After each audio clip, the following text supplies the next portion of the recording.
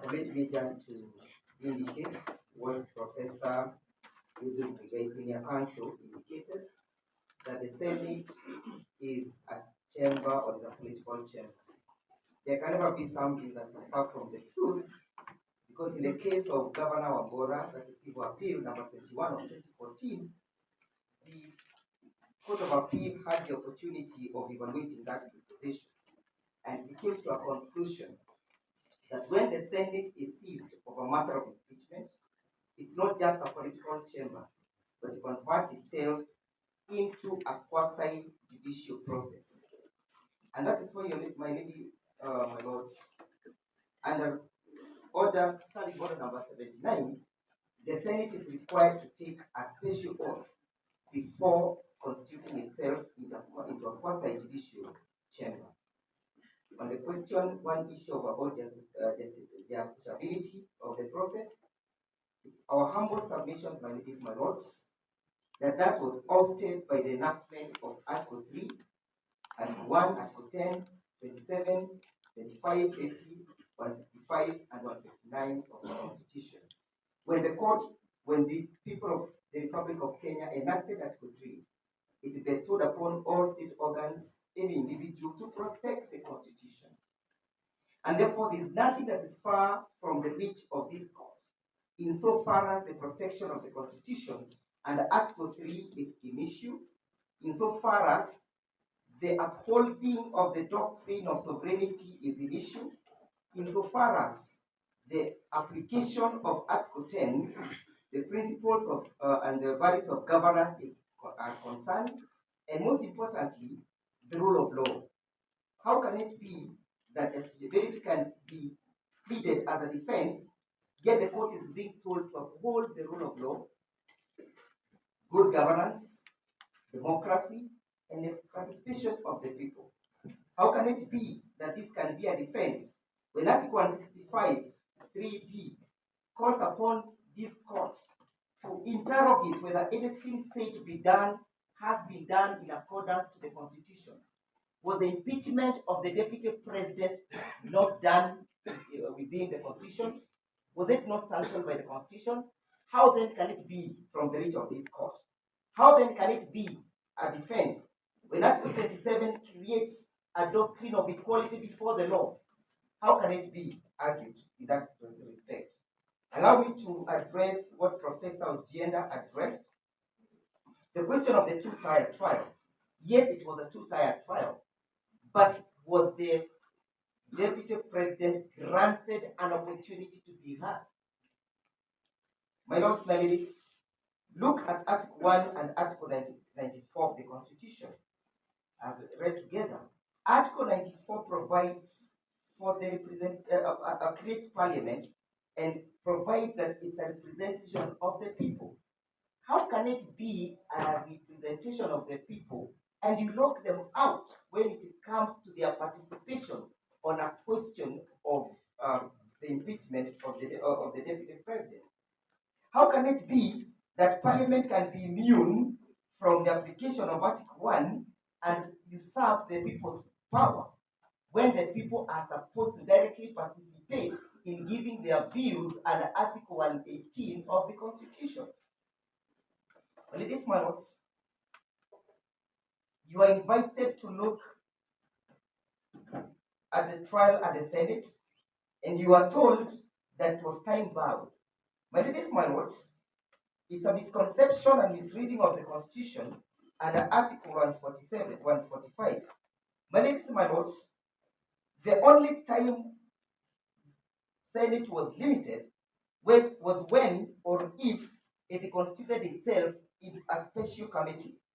If what transpired in Parliament in the Senate was a matter that was under Article 145 plus 6, then we could say that the 10 days period mattered.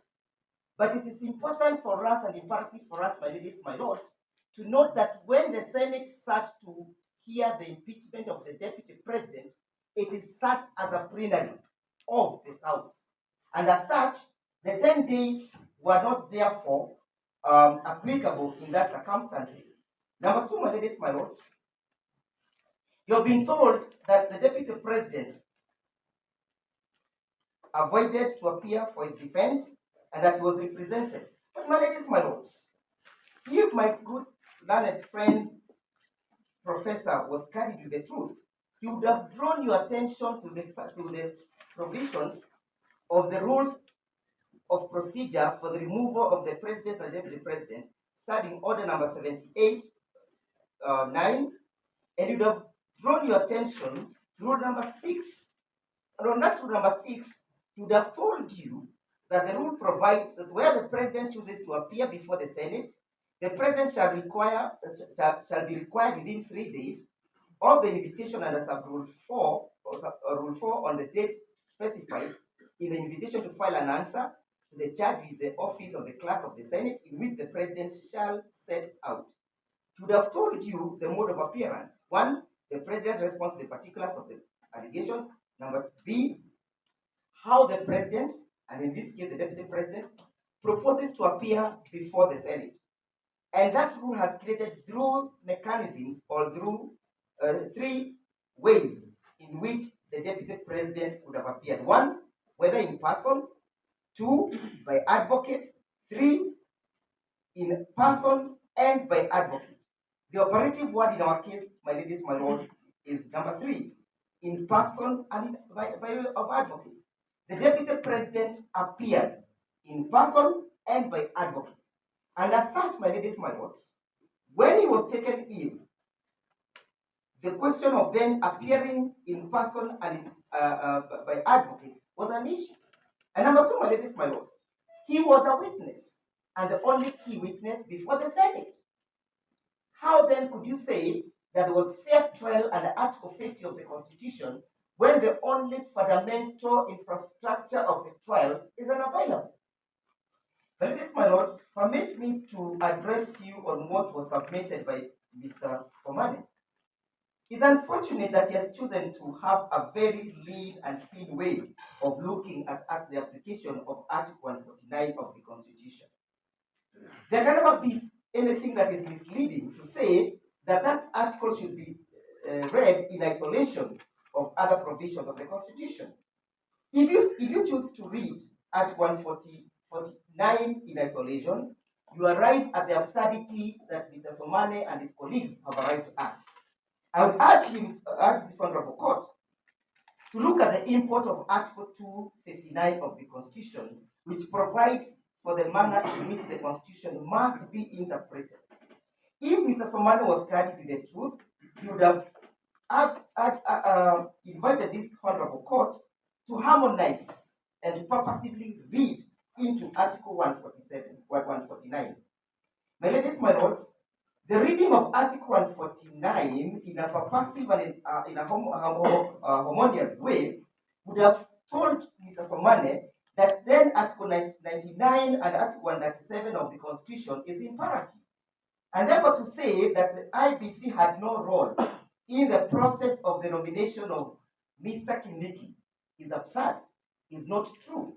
The fact is that if Mr. Kindiki was to successfully become the Deputy President of the Republic of Kenya, is it then true that he can become a Deputy President who has not qualified under Article 99 of the Constitution? Is it therefore true that he can become the Deputy President if he has not qualified under Article 137 of the Constitution? Who then determines this qualification? Is it the President? Is it Mr. Somane? Is it Ndegwa? Who determines that qualification if it is not the IBC? My Lord, there is something that Mr. Kithure is submitting on, which touches on very critical facts concerning Professor Kindiki as to his qualifications. And we are all familiar with the qualifications of Professor Kindiki. I think the last time Mr. Kamodo was before you, he said he has no client. I have a client, the 10th respondent, United Democratic Alliance. I ceased to work for the other client because it would have been illegal. But I have a client. So I'm properly on record. And it is important that the record is explained regard to Professor Kindiki's qualification, and including what had been cited in the affidavit that he was not a member of the UDA for 3 months, which is not a requirement in law. No law requires you to be a member of a political party for 3 months for you to ascend to the position of the deputy president, which Professor Kindiki has acceded to. And secondly, That's a merit issue that is being argued. So we're going to have the opportunity to answer it, because the law is the opposite of what it is. It was raised by Mr. Giro. I'm just clarifying. It's Then not Mr. the Giro time will to continue. raise that issue. That is my submission, my law. He is going into the merits. But then Mr. Giro may Just let's sort it. My lord, it's news on record for Professor Kindiki. I think if Mr. Ndegwa Jiro, my very good friend, I usually call him the Black Bull, would keep off rehashing his application. The black what? Bull. That's what Ndegwa Jiro means. If my friend the Black Bull would keep within the remit of a rejoinder and a reply, we will not be having all these interjections. I've been resisting that because I always try to avoid appearing cantankerous. But if he keeps rehashing his application, unfortunately, then as a person on record for Professor Kindiki, I will be forced to be cantankerous, which is not my nature. Let's give Mr. Jiro time. I am also surprised by my lord. My lords, finally, let us distinguish the Kisi case from what is before you. What is before you, my ladies, my lords, is a case where a party was not granted an opportunity to be heard. Is a question where there is a violation of Article 27, violation of Article 10, violation of Article 50, and violation of Article 25, that the right to be heard cannot be derogated. What was in Kisi, my ladies, my lords, is that the Kisi deputy governor underwent a full trial at the Senate. And therefore, my ladies, my lords, those facts are distinguishable. Finally, my ladies, my lords, Mr. Kumbo urged you to find that there will be crisis if the position of the deputy president is not filled.